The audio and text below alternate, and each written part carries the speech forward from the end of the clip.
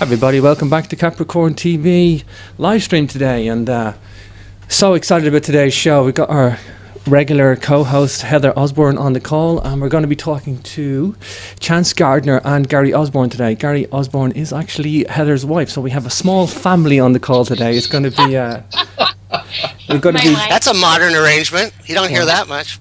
Wow.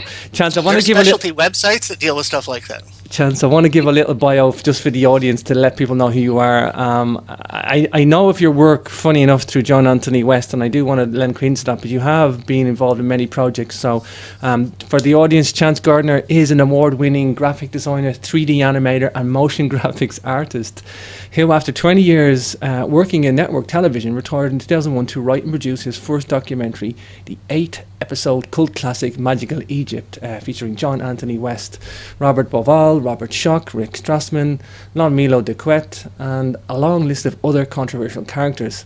He's presenting a radical new picture of human past and human potential. Chance also wrote and produced the great work, a 5-part series on the alchemical symbolism of the tarot and the tree of life, Kabbalah for the Rest of Us, starring Lon Milo DeQuette, and a number of other esoteric documentaries. He currently lives in Queensland, Australia, where he maintains an active commercial production and animation studio and is regularly performing musician. He's currently in production of the new Magical Egypt series, which is what we're going to talk about today, and I'm so excited. Chance, you're very welcome to the show. Great to see you, brother.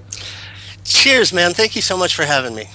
I'm sorry I had to go through that bio there, but it's pertinent to what we're going to talk about. I couldn't have written that better myself, and it made me sound very credible.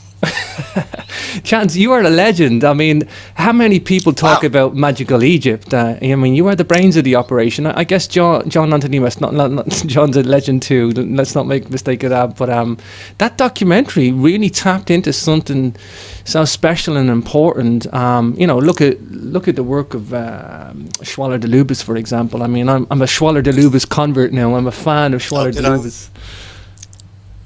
But it was a remarkable show.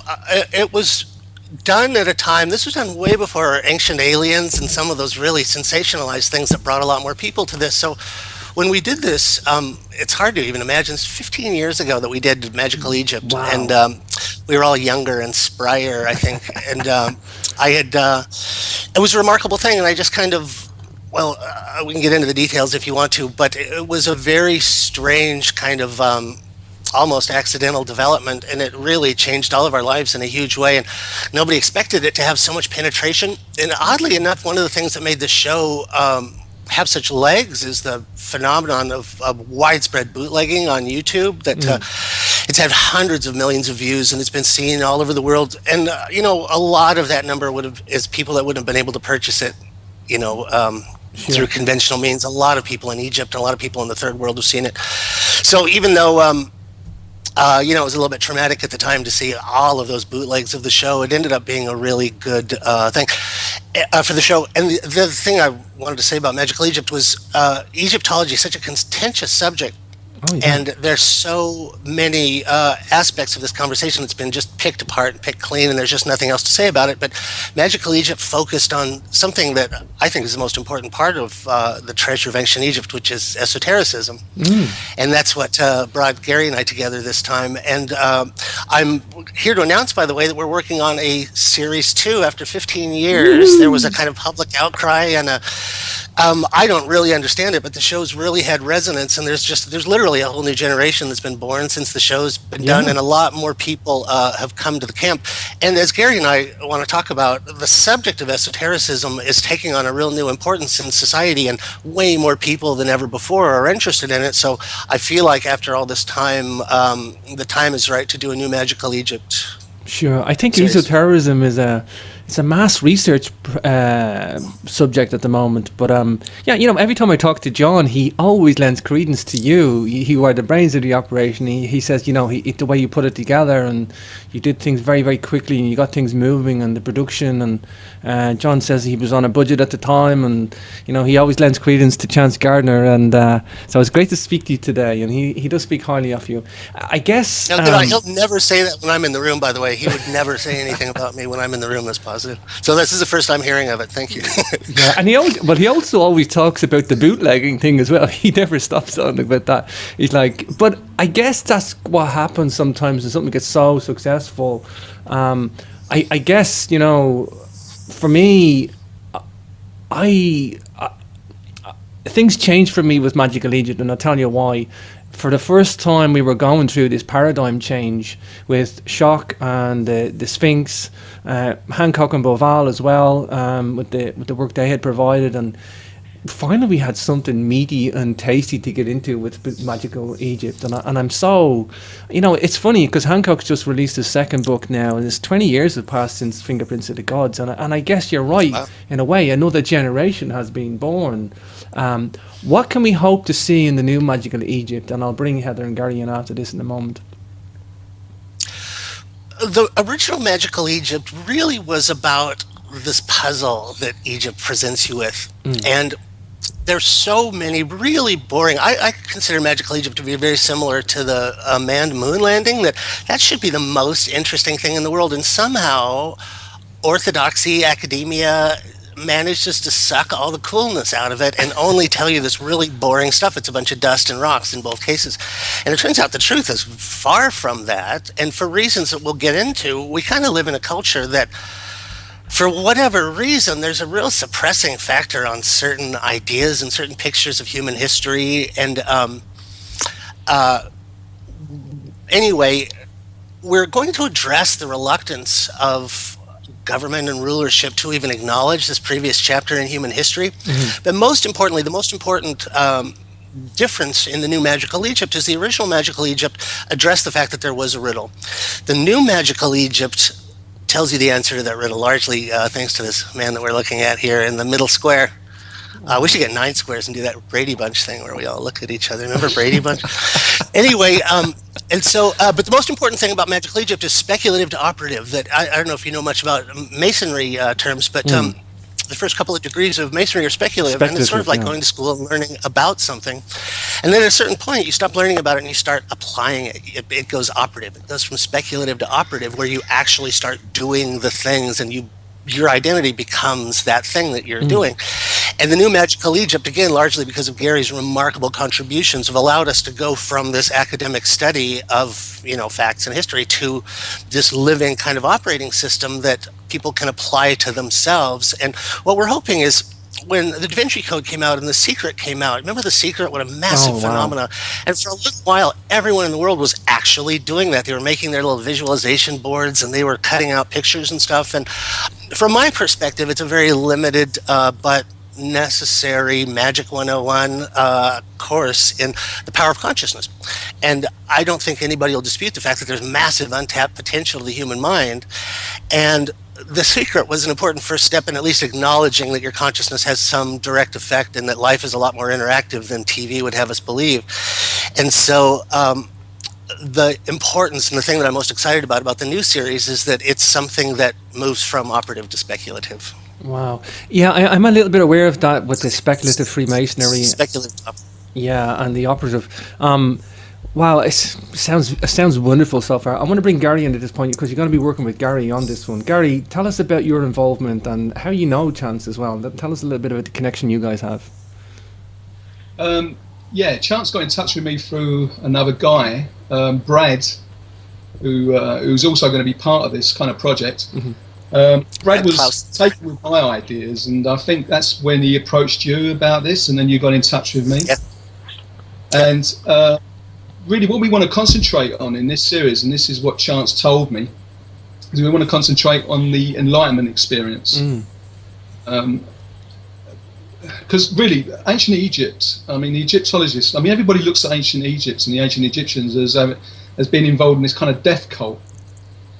But it really wasn't about that. You know, it was a shamanic kind of initiation, really. I mean, we would talk about the Great Pyramid and the pyramids. And when you look into pyramid texts, you know, people say that, oh, they're funerary texts. But, you know, they are shamanic initiations. And for the pharaoh or the shaman who underwent these initiations, they were to kind of learn about dying before you die. and really that's how I see the Great Pyramid and those pyramids. That's what they were used for. And these were the ideas. I mean, me and Chance have been talking about this. We've been having a couple of discussions about this, and kind of working out how we're going to kind of address these issues and present them. So really, it's about the Enlightenment experience, and I think that's what they were trying to achieve in the pyramid. They weren't tombs, you know, that they would use as trying to discover what they could and the knowledge that they could gather from the other world now, before they died. Sure. So that's what they're used for. So this is really what we want to present in the series. Yeah, I think in Magical Egypt, the first episodes, the first series, I think there was so much material to get through. Like, I can see why in other ones, in that respect, there was so much ancient, well, the geology around the Sphinx, and then the bringing in the idea of alternative archaeology or all the alternative concepts, just to get through that material. And then you had very little room left for the esotericism angle. It was just like, it just wasn't enough. So I can see why a Magical Egypt 2 is going to be, you know, the embodiment of, and like you say, the shamanism, the mystery schools. That's the key element to the whole embodiment of what these guys were doing and leaving us as a legacy. Sure. I often say that. Go ahead, Gary. I'm sorry. So I was going to say that Jeremy Nagler's his book Shamanic Wisdom in the Pyramid Texts is pioneering really this whole new kind of way of looking at the ancient Egyptian mysticism, and I've taken quite a lot from that. Really, I mean, it kind of confirmed a lot of things I was coming to anyway, because the symbolism. When you have this experience yourself, you're able to look at the symbolism. It just speaks to you directly.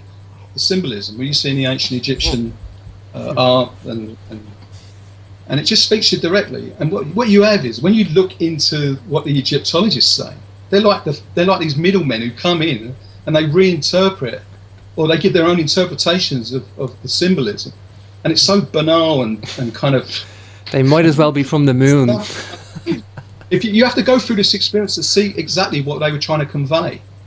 Yeah. You know, so I got the same. Really that. Yeah, I got the same thing. You look at megalithic sites in Europe, and everybody, the archaeologists, are looking at the stones and the bones, and they're not asking astronomers what astronomically aligned monuments are doing, or are they asking acousticians what these acoustically tuned monuments are doing? They're asking archaeologists who dig up some stones and bones and hypothesizing what this culture was about, and these are the wrong people to be asking. The same way Egyptology, yes, I'm sure they learn their hieroglyphs, and I'm sure they go through the who's who of, you know, the ancient Egypt world, but Egyptology is not about that. I mean, it's, you know, it's very hard to understand a culture when they're long gone, but if they left us this artistic representation with esoteric material, well, then this is the language you need to use. Do you want to come in and comment on that then? It's a very important point and a perfect segue. Go ahead, Heather. Oh no, I wanted if you could like elaborate on that, the art and the aesthetic, because I know, you know, being privy to your conversations, that's such a key point that you want to bring up in the new series. Very much so. Heather, for people that don't know, is a comparative mythology. You're a professor of comparative mythology, is that right? I am a professor of English literature and composition. That's right. And you have, anyway, we've talked before. I know you're a professor, and I know you're very adept at comparative mythology and symbolism. James, ask me the question again. I'm sorry, I got sidetracked by that. Ask me the question again. Tell me, well, just comment on what you think on the esotericism angle. You know, where are we going to go with that? Because we have, you know, this Egyptology sanitizing the past. I mean, maybe you just want to comment on the Egyptologists and their downfall, their pitfalls of what they're doing, and how are we going to understand the ancients? Here's how I can address that in a way that's respectful to Egyptologists, and it is what the original question was and what Heather was getting at. We're taking kind of a Trojan horse approach to this new magical Egypt, that Egyptology itself is so contentious, and it's so, angry and vitriolic, and ultimately, as far as I'm concerned, sort of miss the point of Egypt, where they're still there digging with brushes and whatnot, and Gary slipped down under everyone's nose and stole the treasure from ancient Egypt, and we're living on the spoils, and they're still there looking at it. There was something in the art. The third guy that I would highly recommend that you talk to, by the way, Brad Clausen, is amazing, very articulate, very humble kid. Brad articulated this idea: art is the bridge between science and spirituality. And it really is sort of the umbrella concept of our show, that ultimately you're never going to get to the inner temple through academia and through Egyptology. The only way you're really going to get all the way through these layered concentric puzzles, these locked boxes, is through the art. And so Gary has a background in art. I have. I've spent my whole life as a visual artist, and Brad Clausen, oddly enough, is a graphic designer. Wow. And a number of people in the show. We have the remarkable Robert Lawler in the show, who's a geometer and just a remarkable mind himself. And it, through the vehicle of geometry that hopefully we'll talk a little bit about,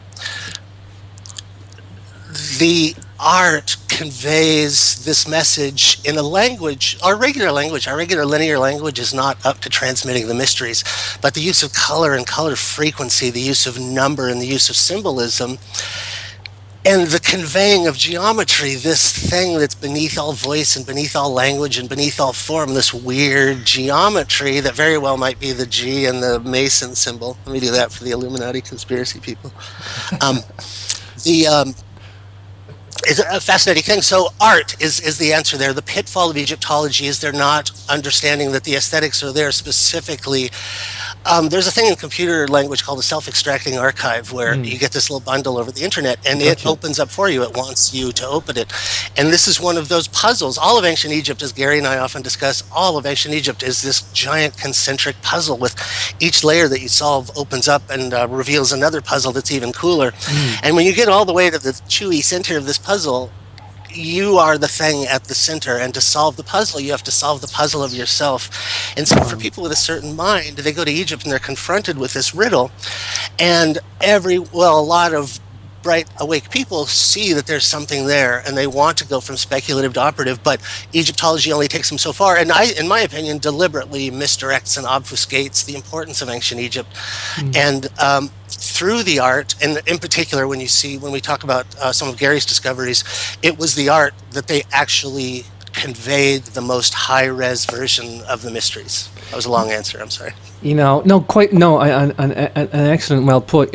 For me, Chance, and you gave me some kind praise before the show, and from being into engineering and science, and that we need people like me to understand these monuments, but I also need people like you guys, Chance and Gary, for that matter, because one of the skills that I don't have in this world is art. I mean, I couldn't draw you a stick man. I mean, if you asked me to draw you a stick man, I'd be struggling. I would want to logically know where to start the pen. That's how handicapped I am with respect to art. But I can appreciate it, and I look at it, and it's the one thing. If I was a multimillionaire, I would fill my house full of art. I'm one of those guys, because I appreciate it. It's the thing I don't have, and it's the thing that speaks to me. I am very much a split guy. I mean, I'm very right-brained and I'm very left-brained, but my right brain is not artistic. It's creative. It's not artistic in terms of painting or decorative like that, but it is creative. And in that way, I look at these ancient cultures in a right brain way or a left brain way, and I often think that, well, let's talk about the Egyptians, that's what we're talking about, magical Egypt. I mean, these guys were doing very logical, technical engineering feats that were, to our left brain culture today is astounding. However, they were also doing very artistic, esoteric expressions of art. I mean, it was like they were right brain when they needed to be and left brain when they needed to be, and the sum of all parts was all. The reason that seems alien to us is that we're almost cripplingly left-centric in the Western world, and as we often talk about, Gary and I, that seems to be a culture that really spoke in a right brain language. Your right brain, as all artists know, really is able to understand a holistic picture and a synaptic map of associations. Sure. where your left brain is very here and now and very functional and logical. And so when you're, one of the things we're talking about in the show is that much of the mysteries are a type of mirror or schematic to the psyche, and that it's very hard to understand yourself, but the mysteries present this sort of mirror where you understand aspects of yourself. And there's a allegory, the relationship between Horus and Set, and Gary's found some amazing things about pairs of gods that very much act like they are allegories for the relationship between the right and left hemisphere. And we're very left-centric right now, and it's easy to say that they were a pendulum swing away from us and they were right brain, but what we're really seeing is something even more exciting than that they were balanced in hemisphere so that they can do technical work that was aesthetically beautiful. Something happened. Part of the show, by the way, that I'm really excited about is we're going to be talking about the work of Ian McGilchrist and Tony Wright, who are Ian McGilchrist is a psychologist and a behavioral scientist, and Tony Wright is this very clever vegetarian guy. And it's all about in the West how Tony says because of our agrarian paradigm, we've moved away from eating fresh foods that we used to eat, way back before farming and agriculture. And there's very complex hormones and nutrients in fresh fruit that feed the neocortex and feed these really much more subtle, rarefied, brain nerves and whatnot. And that there was a type of consciousness that we literally don't participate in now because we've stopped eating fresh live food and we're all eating grains and meats and stuff. So parts of our brain, the tough, sturdy, get along in a crisis type part of our brain is going just fine. And that's the type of brain that likes to participate in domination and hierarchy and absolutes and this is wrong and that's right. And us strange eccentric creators, we live out of our right brain, and we have a very different way of living life and looking at the world. In the tarot, which is an interesting example of traditions that are visual symbols brought over from Egypt, there's a tarot card that is the charioteer, and it shows two sphinxes, and they're inverse colors, and they represent the left and right hemispheres in one sense of the symbolism. And the charioteer is the balance and the control of both sphinxes, and it shows the state of mind that we're talking about, that it's not just that one person was good with his left sphinx or one person was good with the right sphinx, because if your sphinxes and your chariot are going in two different directions or one's asleep all the time, you're not going to get very far. But the man who can chariot both of them, who can command both of them from this place of the center, which is a very powerful word, this place at the center, Gary can address that, really speaks to the fact that we not only need to reclaim our right brain as a society, but then move forward to this emergent third type of consciousness that happens from the two hemispheres working in conjunction rather than working opposing. Would it be right to say then, forgive my left brain or processing of this, but to mix the geometry, whether sacred geometry but to mix the geometry and the art together is the perfect fusion then of the left brain, right brain world? Is that what these guys did? Exactly. That's all part of my work. That's what I've written in the Shining Ones. I've written in the Serpent Realm. Kind of introduced it in the Serpent Realm. There's this kind of third way of looking at things, and it's conducive to kind of lateral thinking, insights, synchronicities. It seems the more you kind of tap into this kind of third way of looking at things, which is kind of like this merger of the two sides of the brain, you kind of, it's like the open sesame to paranormal mystical experience. In normal everyday life, we kind of got this kind of dichotomy and kind of duality between the left and right brain, and this kind of crossing over. I mean, there's one guy who, I think he was interviewed. I think I heard him interviewed on Coast to Coast, and he was saying this guy who worked with brain, and he was saying that throughout the day, there's kind of like this kind of crossover between the left and right brain. Wow. Where there'll be like a 90 to 120 minute kind of time period during the day when it's kind of like predominantly left, and then it will cross over to the right brain, which will be more predominant. And there's this kind of like cycle going on throughout the day. Wow. So, so there's this kind of duality going on, and there's no kind of middle ground, you see? That's fascinating. We're either left brain, we're right brain, and it's kind of like going like this. But what opens you up to these kind of experiences is this kind of fusion or union between the two, and it becomes synchronized. And Robert Monroe, the guy who used to have the out-of-body experiences and wrote about from the Monroe Institute, yeah. He understood this, and he invented this contraption called hemisync, which was it kind of worked where it kind of brought the frequencies of the two sides of the brain together. Wow. And that's when people started saying, well, they were having out-of-the-body experiences. So it's this kind of, kind of superimposition of the two sides of the brain. It allows you to see things in this kind of third way. Wow. And then called it the third force. I mean, Gurdjieff, he mentioned it many times. He called it the third force. I call it the neutral point. Wow. So that's the kind of gateway. And the ancient Egyptians knew about it. This is in their symbolism. Yeah. It might very well be that the stories we hear about Isis and Osiris, and then Horus as this new thing that emerged from them, in some, symbols tend to have multiple layers, but the icon of Horus has to do with this emergent property. Speaking of Gurdjieff, I don't know, hopefully your viewers either know or will quickly find out about Gurdjieff, a remarkable mind. He has a story, kind of an allegory or a parable he tells, where a man is born in a basement. It's kind of a dark and damp basement, and there's no windows in it. And he grows up there, and he spends his whole life there, and he grows old there. And, he does okay in the basement, but he never realizes that he actually lives in a 4-story mansion. And the doorway to the stairs that lead to the rest of his mansion are right there, and he just never thought of the door as something he could walk through, and he always sort of took it for granted. And had he known, had someone said, look, that's the door, you need to walk through that door, and you can visit the upper stairs, and by the way, there's a pool on the roof, or, whatever. I shouldn't, Gurdjieff's rolling over in his grave now.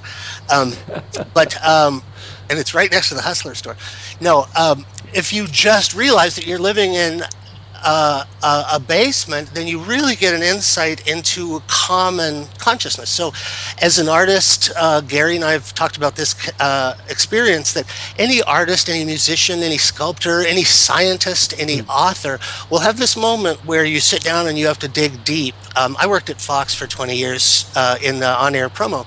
And every single day I had to come up with an idea and a visual that nobody had ever seen before, and it was incredibly stressful. And I had to reach to this place. I was like a chicken that had laid too many eggs, that, there's just only so many eggs a chicken can lay. And if you're put on the block to be more creative than you really are, you have to tap into these places in your psyche that are connected to some place that to this day I don't understand it. It's the place that you visit on hallucinogens, I think. But there is a remarkable difference to the state of consciousness that is where epiphanies and insights come from.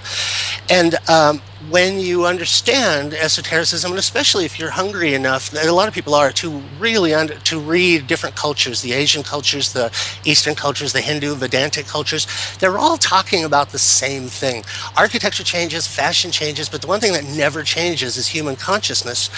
And this notable lack of an owner's manual, when we were born, I've never had a more complicated piece of machinery. Mine's on the fritz right now, but I would so trade my body in for an upgrade if I could right now. But anyway, I was born with this thing, and I was never given an owner's manual. So I don't know if I can fly. I don't know if I can time travel. I don't know what the higher advanced functions of this machine are, because I was never given an owner's manual. And suddenly, through the right translation of this guy here, by the way, you're really upstaging me with the stained glass behind you. I look like I'm calling from a prison. He's got stained glass behind him. He's got a divine halo and a glow about him, and I look like I'm calling from a local state-run prison. Now I completely forgot what I was talking about. Hey, Chance, so that probably means I'm through with my. It's okay, Chance. I want to jump in. Hey, I used to say the same thing. I was never given the blue rule book of life on how to live, and it's like I always keep, notably absent.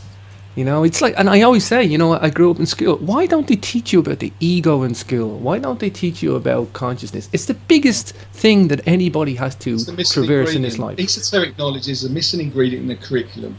Everybody knows that now. I mean, something that's come up a lot, and something that I would have sort of halfway disputed until I ran into it myself, and it's something Gary and I talk about a lot. I have tried on a number of occasions to get esoteric programming onto television, and sometimes it works and sometimes it doesn't. But the one thing that absolutely will never get on TV is a certain type of esotericism that is particularly operative, and it's something Gary and I are both very interested in. And there are these traditions that have to do with opening the third eye, and a lot of these traditions, when they're at their most interesting, are associated with tantra and energy work and sort of the latent power of sexuality. And our body is this weird kind of accumulator battery of sexual energy. It's kind of what Wilhelm Reich was all about before the government. Like, look how well it worked out for Wilhelm Reich talking about this stuff. Anybody who's really gone to bat talking about this specific type of esotericism tends to have some trouble. And we're very interested in this idea of intellectual apartheid. And is there an active force keeping people from understanding this? Because it really is the most transformative. And speaking of the secret, this is something that actually works. And if there were a collective global new fad taking on some of the operations that ancient Egypt prescribed to access this third type of consciousness, this kind of, some people call it super consciousness, some people call it the open eye, some people call it samadhi, and it is all really names for the same thing. Artists recognize this. I think that's where I started this rant from. Artists recognize this as the state of creative epiphany that you can get into, and it's a noticeably different state than ordinary consciousness. And the goal of esotericism and the goal of esotericism in this particular case is to give you this repeatable set of instructions. They're very legitimate. I would like to recast these as a legitimate branch of scientific inquiry.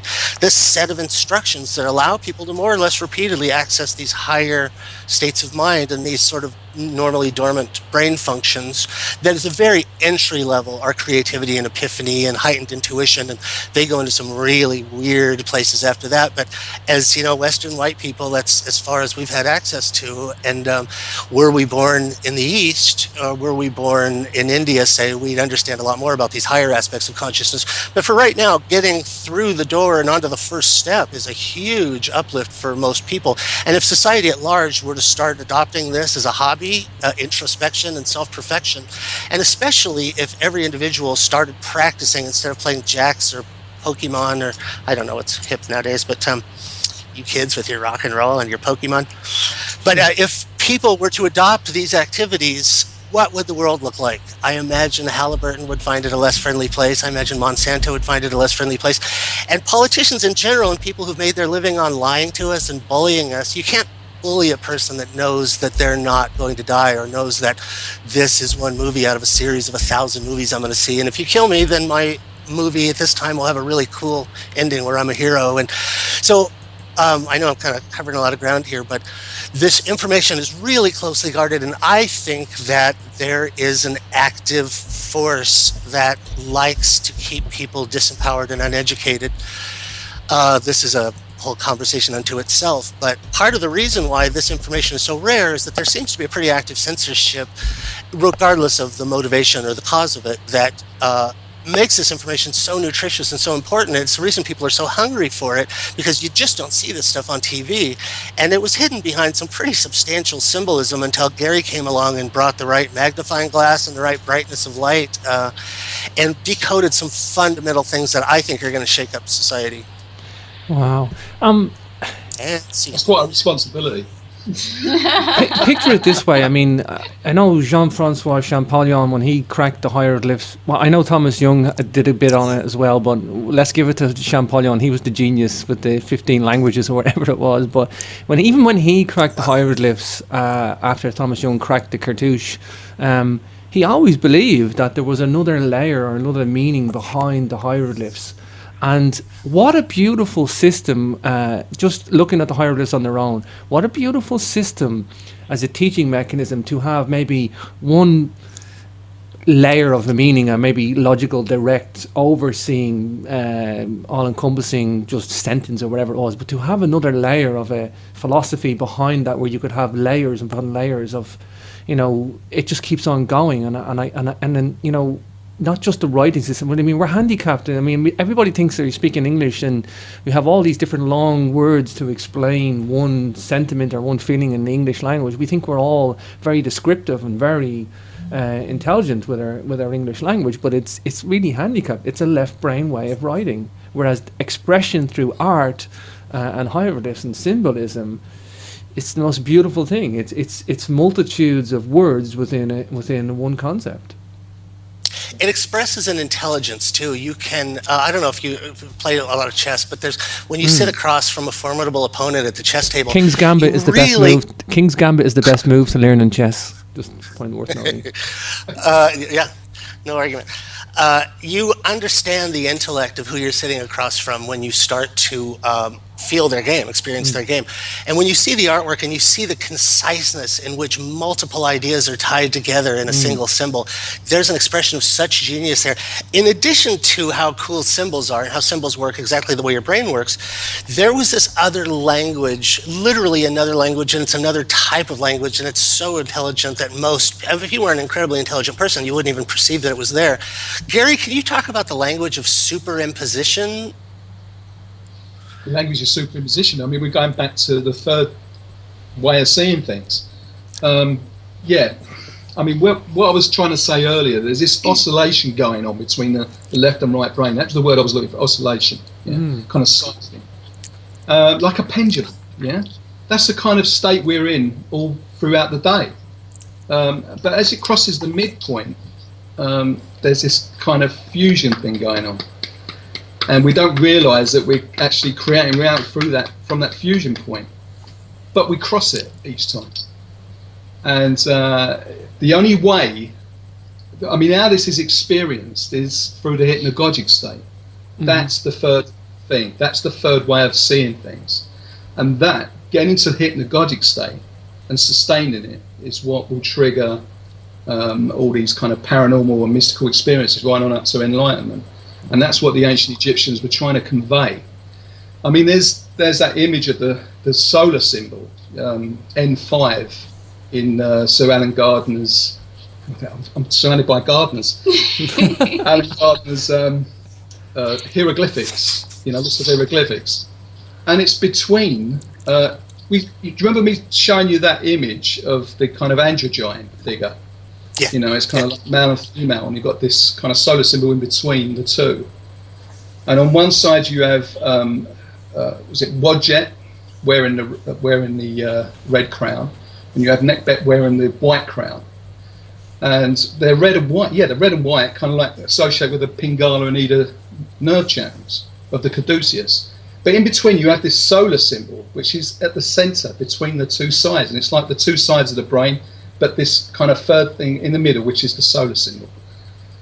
So it's all in their art, and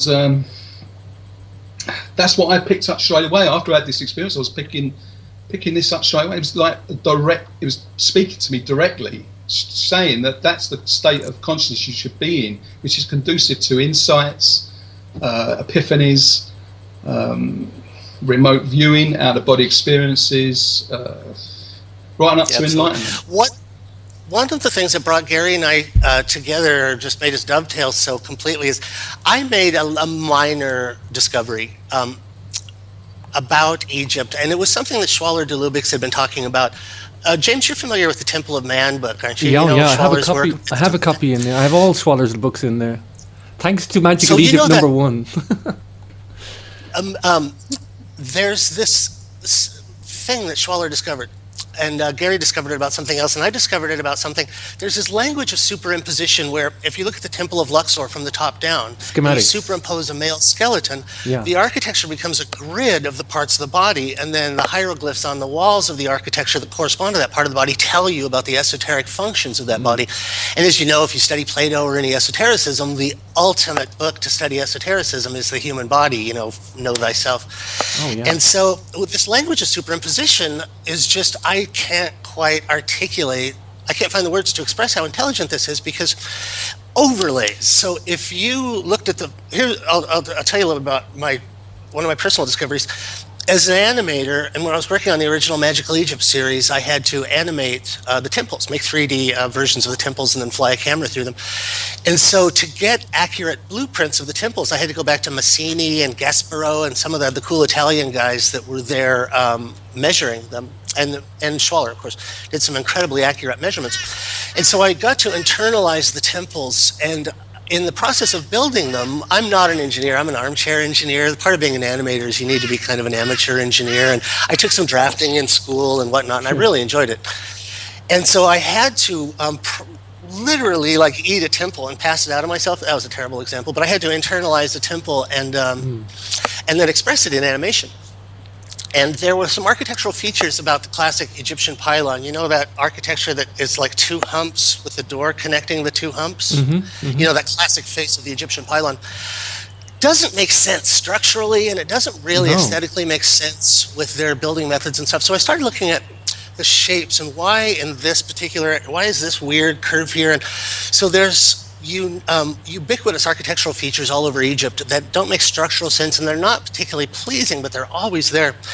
And as I kept building these pylons, it kept causing this question in my mind. And I then started, it all happened very accidentally, and there was much more steps in it than this. It happened with an accident.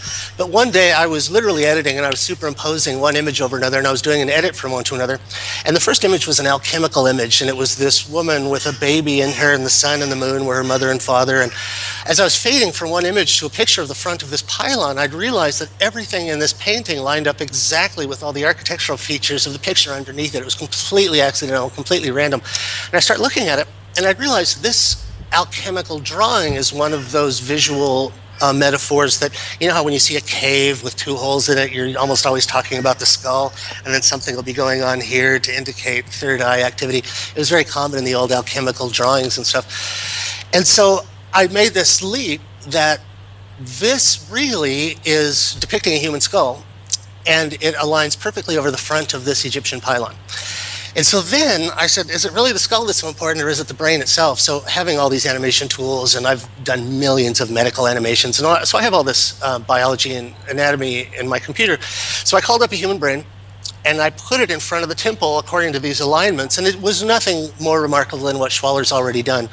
But when you take the front of the human head and then place a pylon in front of it, and you align the pylon to the bottom of the brain, those things that I was wondering about, the architectural features that don't make sense, are an actual schematic of your brain. So the 2 points go up, and this middle section that they define is your motor reflex center.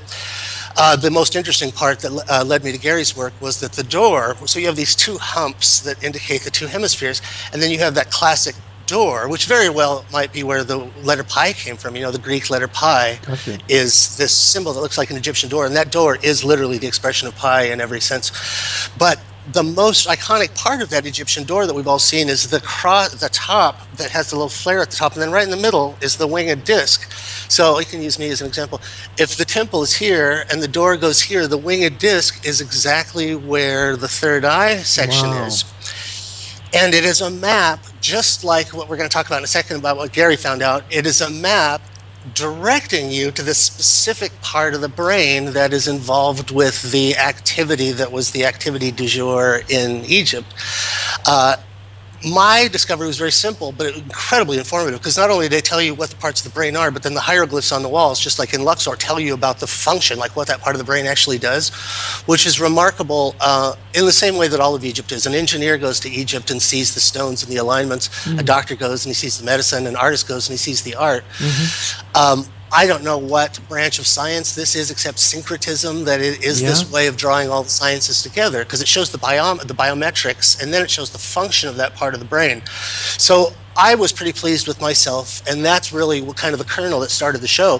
When I started looking around for other people that had made these discoveries, I ran across Gary, and one of the things I really want to draw attention to in this interview is Gary was the one who cracked this code, and now everyone on the internet claims that they've cracked it, but Gary was the one that did it first. I think this is as important a discovery as anything that Champollion did. Gary, can you talk about the third eye as a brain diagram? Yeah, thank you for that. Thank you for saying that. Sure. Yeah. The thalamus. A lot of people believe it's the pineal or the pineal glands that's the third eye, but really that's just one component. It's a triad. You have the pineal, you have the pituitary gland, and you have the thalamus in the center. Again, the thalamus would represent that third kind of way of looking at things. It's that third force. So yeah, there's three components to the third eye. It's not just the pineal. It's these. And when you look at the oldest and more reliable esoteric sources, that's what they're saying. They're talking about the optic thalamus. that would be... By the way, this is, because we're so familiar with it, we kind of jumped over the most important part. There's a really iconic image from ancient Egypt. It's the Eye of Horus, you know, that just a classic. Oh, yeah. It's probably the most thing that everyone knows. I wanted to comment on that, yeah. The setup for what Gary's talking about is that Gary realized that that was not just a beautiful piece of jewelry and it was not just a beautiful icon, but that is an actual schematic of the, what's it called, the fornix, the whole center of the brain. If you take that Eye of Horus and somehow in a horrible industrial accident cut your head in half, and then put the Eye of Horus next to you, or go on the internet, there's millions of pictures of this. You can see the entire structure of the center of the brain, which is important because that's where consciousness comes from, and it's through an observation of operations that have to do with this part of the brain. You can build it up just like a bicep. It's a type of yoga, and that's where that's basically the operation that is involved in opening the third eye, which is one of the things. Let's draw a comment to what these guys did. The ancient Egyptians were mummifying bodies. They were doing autopsies and they were well versed in biology. They knew the internal anatomy second to none. It's not a it's not a big jump to understand this. It's like, this is what these guys did. We know this. We have the record of this.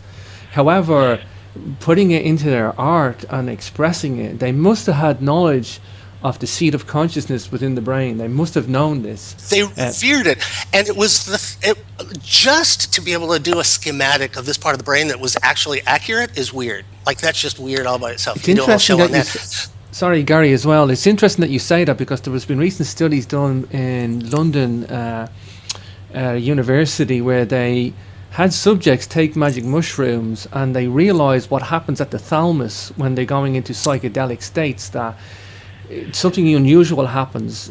You can reduce the traffic going to the thalamus, and therefore it controls when you go into psychedelic substances or whatever other method. The information going to the thalamus is gone through a certain bottleneck, and what happens is it synthesizes all parts of the brain, and it's where you get episodes of synesthesia where you can smell and hear colors, and it's like all your brain fuses together in an instant, and that's what gives it's the thalamus is the key. The thalamus is the key to the psychedelic state, where everybody thinks pineal gland, it opens up and you just it's a simple concept. It's not. There's a multitude of things going around, and that's exactly what you're talking about. The thalamus is the key.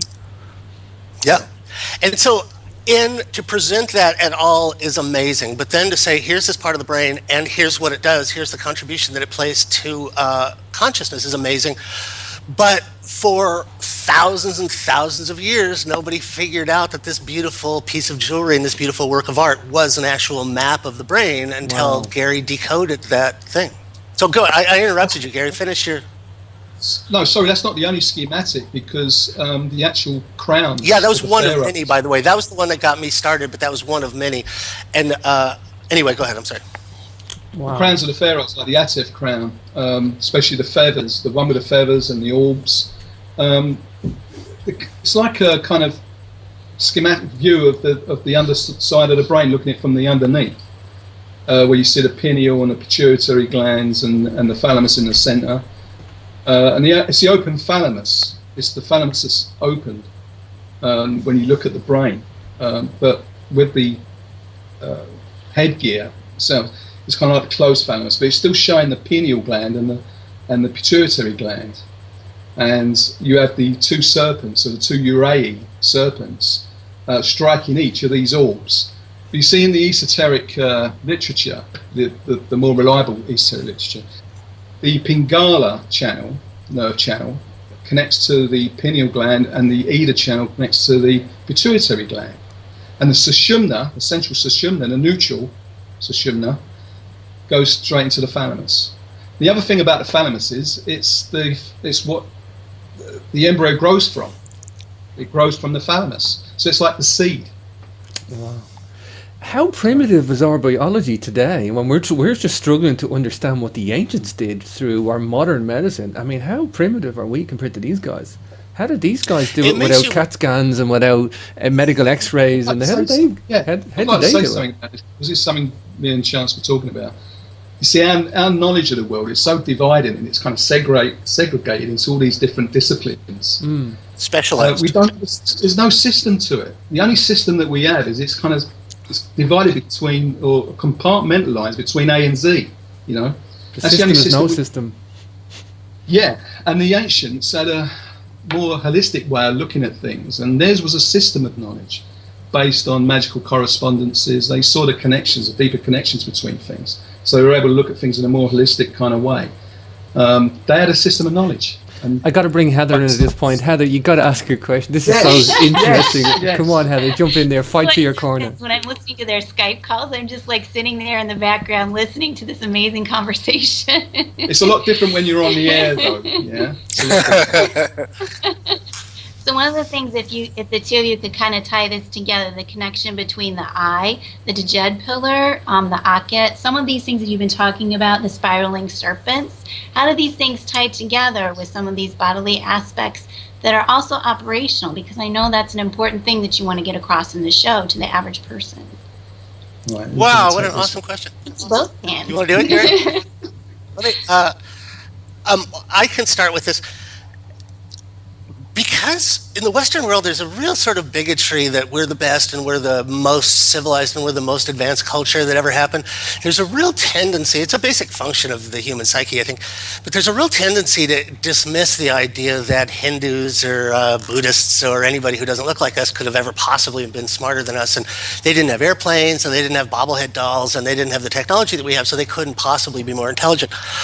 But it turns out that in the symbolism of the Hindu world, you know, the Hindus wear the bindu. The Buddhists have this symbol called the wisdom eye, opening the wisdom eye. The Hindus say opening the third eye.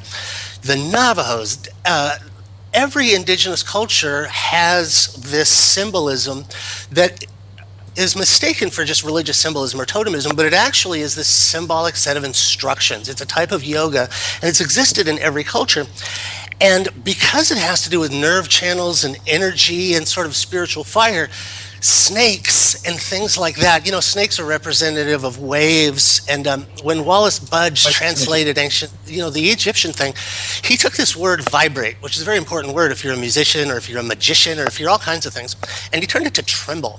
And there was so much of the Egyptian translation where the magic and the power of the language and the technology of the culture was lost because of translation.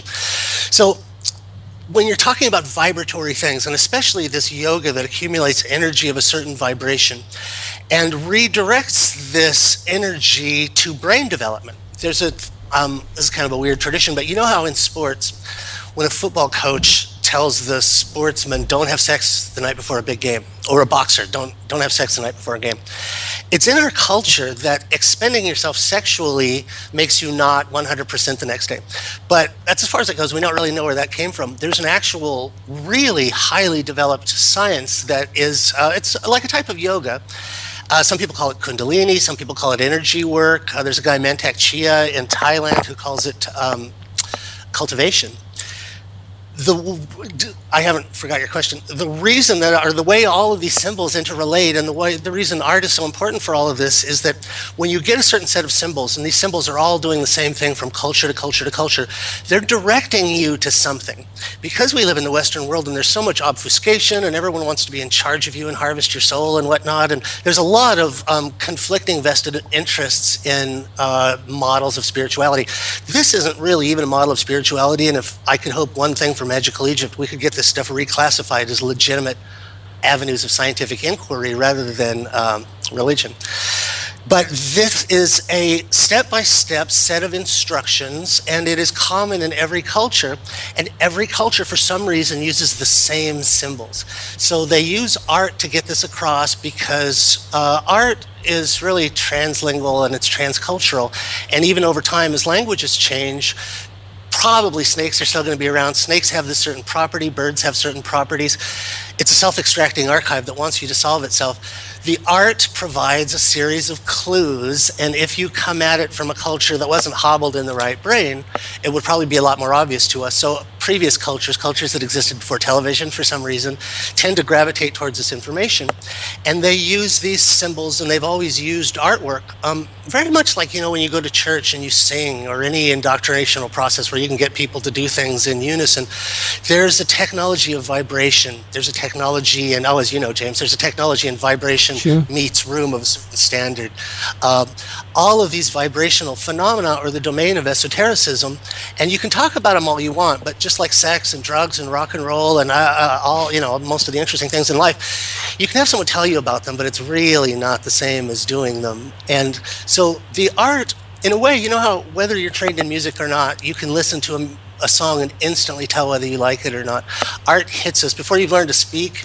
Colors, art, music, they hit us at this place beneath our programming, that genuinely talking about what we call a soul or a spirit. It hits you in this place that is beneath all of your later programming, and acts as a kind of tuning fork to return you to your spiritual factory defaults.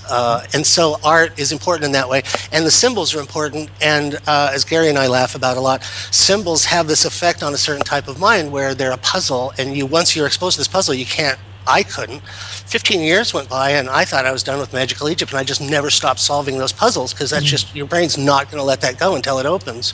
And 15 years later, we find ourselves in this place where I am locked a little puzzle, and we have this support group of puzzle solvers, Gary and I and Brad. And it is the nature of these things. They speak to your right brain. They want to be solved. And through the use of art, they can have a transcultural effect. Mm-hmm. And I'm sure there's more, but I'll leave it at that. I think we need to get the Egyptologists to do psychedelics. I think we need to get them to go and have an experience to understand the information. You're preaching to the choir, man. I do my best to turn as many on as I can, and there's a few out there that have changed their minds because of that. Guys, we're at the top of the hour, and it's such a quick hour today. What a fascinating conversation. Chance, tell me about a little bit on production before we wrap things up. It's going to be a massive undertaking, obviously, a lot of production chats, and to get through that, to develop a documentary and see where you're going. Can we expect this in a certain time frame? Too early to talk about yet? Or? The first episode is actually going to be coming out in the next 3 or 4 months. Wow. We are actively running a Kickstarter, by the way. If you go to www.magicalegypt.com, we have a Kickstarter going to help us fund trips to Egypt, because the Skype things are great and the ideas are great, but there's something about, the on-location shooting.